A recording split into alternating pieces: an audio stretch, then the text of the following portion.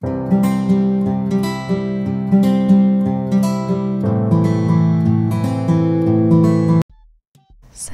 everyone, welcome to jafsfoodievogue.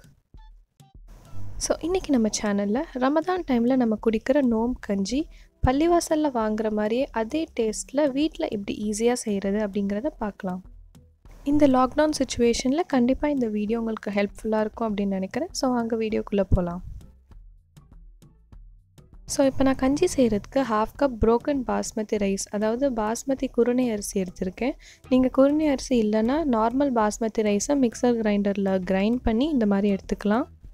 நான் மசாலா கஞ்சி செய்ய போகிறேன் அப்படிங்கிறதுனால நான் பாஸ்மதி ரைஸ் எடுத்திருக்கேன். உங்களுக்கு வேணால் நீங்கள் நார்மல் ரைஸ் கூட எடுத்துக்கலாம். இது கூட பாசிப்பருப்பு 1/4 கப், வெந்தயம் 1 டீஸ்பூன் ஆட் பண்ணி இதை வாஷ் பண்ணி எடுத்துக்கலாம். இப்போ இதில் வாட்டர் ஆட் பண்ணி ஒரு 10 மினிட்ஸ்க்கு சோக் பண்ணிக்கலாம்.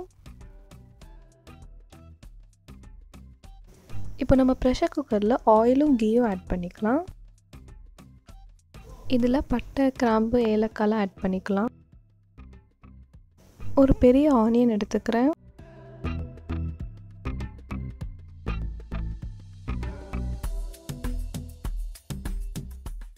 இப்போ இதில் கொரியாண்டர், புதினா ரெண்டுமே ஆட் பண்ணிக்கலாம்.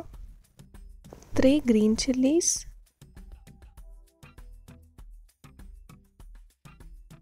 Mutton keema 50 grams. ஸோ நான் கறி கஞ்சி மாதிரி செய்ய போகிறேன் அப்படிங்கிறதுனால நான் மட்டன் எடுத்திருக்கேன். உங்களுக்கு வேணும்னா நீங்கள் மட்டன் ஒமிட் பண்ணிவிட்டு நார்மல் மசாலா கஞ்சி மாதிரி செஞ்சுக்கலாம். Ginger garlic paste 1 tablespoon எடுத்துக்கிறேன்.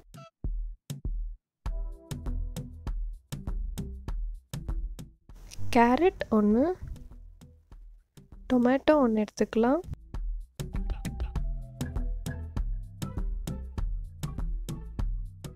Chilli powder 1/2 teaspoon, turmeric powder 1/2 teaspoon. So இப்போ இதெல்லாம் நல்லா குக் ஆகிட்டோன்னே 5 கப்ஸ் ஆஃப் வாட்டர் ஆட் பண்ணிக்கிறேன்.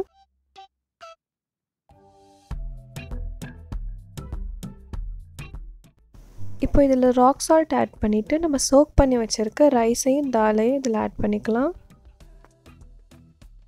இப்போது ஒரு 5 விசில்ஸ்க்கு குக் பண்ணிக்கலாம்.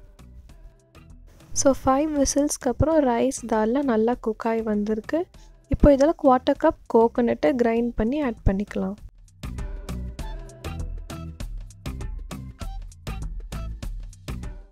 ஸோ பாயில் ஆக ஸ்டார்ட் ஆனோடனே நம்ம ஃப்ளேம் ஆஃப் பண்ணிடலாம்.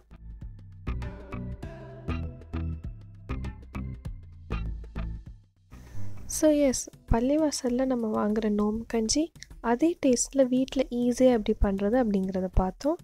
நீங்களும் இந்த ரெசிபியை ட்ரை பண்ணிவிட்டு உங்கள் ஃபீட்பேக்கை கமெண்ட்ஸில் சொல்லுங்கள். இந்த மாதிரி உங்கள் ஃபேவரட் ஃபுட்டோட ரெசிபீஸை மிஸ் பண்ணாமல் இருக்க கண்டிப்பாக jafsfoodievogue அப்டேட்டடாக இருங்க. தேங்க்ஸ் ஃபார் வாட்சிங்.